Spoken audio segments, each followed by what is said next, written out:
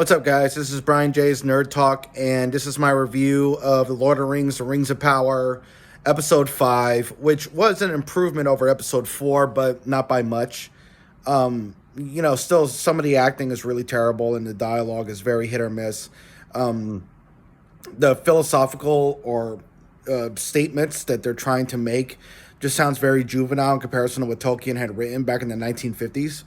And in the Silmarillion. And as an adaptation of the Second Age, this is not good at all. Galadriel is a Numenor, and she gets the Queen Regent, who shouldn't be queen. It's actually a king who rules Numenor. And, Galadriel works with the Queen Regent to assemble an entire army in Numenor, which never happened in the Silmarillion. It never happened in the Second Age of any adaptation of the Second Age.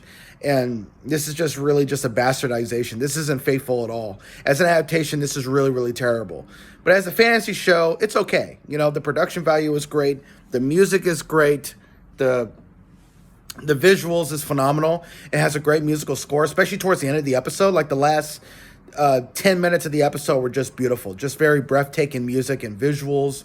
I mean, this is probably the best looking show with the best production of all time. But the problem is the writing. The writing and the dialogue is really, really terrible. This is also a spoiler review. Again, the spoilers. Galadriel worked with the Queen Regent, and the guy Halberd, she got him to team up with her, talk to the Queen Regent, and they just, they don't even show him talking to the Queen. They just skip, and it's like, oh, they got the military, the army, and everybody. They're going to be all gathering together in episode 6. I guess it's going to be a big battle, and Galadriel's wearing armor, using a sword, which is just totally beneath her. She never uses a sword or armor in the Second Age. She's not really in the Second Age that much.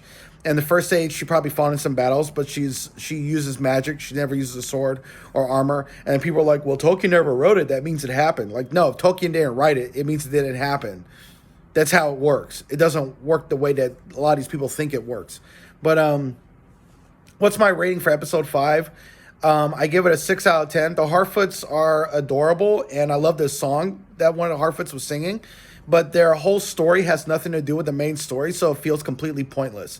It feels useless. I guess they're setting their story up for season 2 and a potential season 3, 4, and 5, but it's just coming across as useless. They're not doing anything. They're not adding anything to the main story at all. So overall, my rating for episode 5 is a 6 out of 10.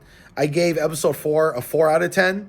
I gave episode 5 a 6 out of 10. It was a decent episode, but it's not good. It's not terrible. It's just okay for the episode. But now we're down to the last 3 episodes, and I hope it gets better, but I don't know. With the way things are going, I don't think there's going to be a huge improvement.